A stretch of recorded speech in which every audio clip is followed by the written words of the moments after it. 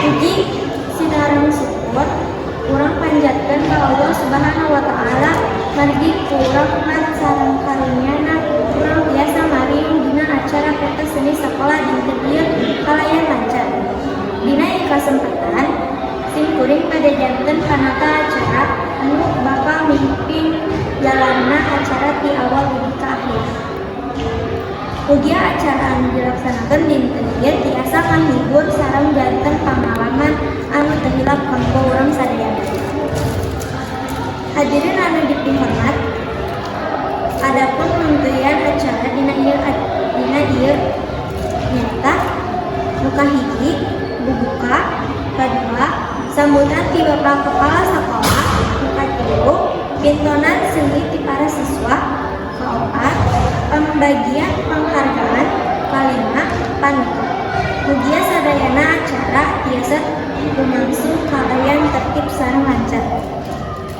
Urang lebet kana acara anu kahiji nyaeta bubuka. Hayu urang sami-sami ka ieu acara kalayan ngucapkeun basmalah. Bismillahirrahmanirrahim. Mugia acara dinten ieu dipaparin kalancaran sareng berkah. Acara salajengna nyaeta sambutan ti Bapak Kepala Sekolah. Ka Bapak Kepala Sekolah waktu sareng empat dipiharkeun. Hatur nuhun ka Bapak Kepala Sekolah atas sambutan sareng wejangan anu parantos ditepikeun mugia tiasa janten motivasi kanggo urang sadayana. Hadirin anu dipihormat, ayeuna urang lebet kana acara inti nyaeta pintonan seni ti para siswa. Dina ieu acara bakal dipintonkeun rupa-rupa kreativitas siswa sapertos nyanyi, tari, musik, drama, sareng sajagana. Hayu urang sami-sami mere dukungan sareng apresiasi anu sae ka para pintu. Hatur nuhun ka sadayana pamilor anu parantos nampilkeun kreativitasna kalayan sae sareng meriah.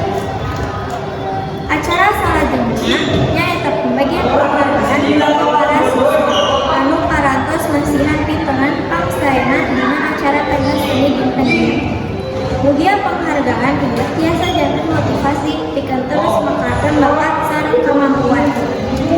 Hadirin anu dipihormat, takaraos urang parantos aya dina tungtu acara. Sadayana pituyan acara pentas seni dinten ieu parantos resek dilaksanakeun.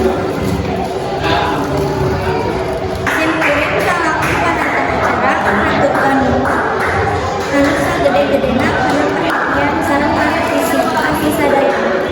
Upami salaki mimpin acara aya kalopatan dina ucapan atanapi kalakuan.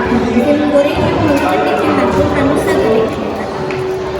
Mugia acara dinten ieu tiasa ngasihan pesan anu sae sareng janten pengalaman anu manfaat kanggo urang sadaya. Hatur nuhun. Wassalamualaikum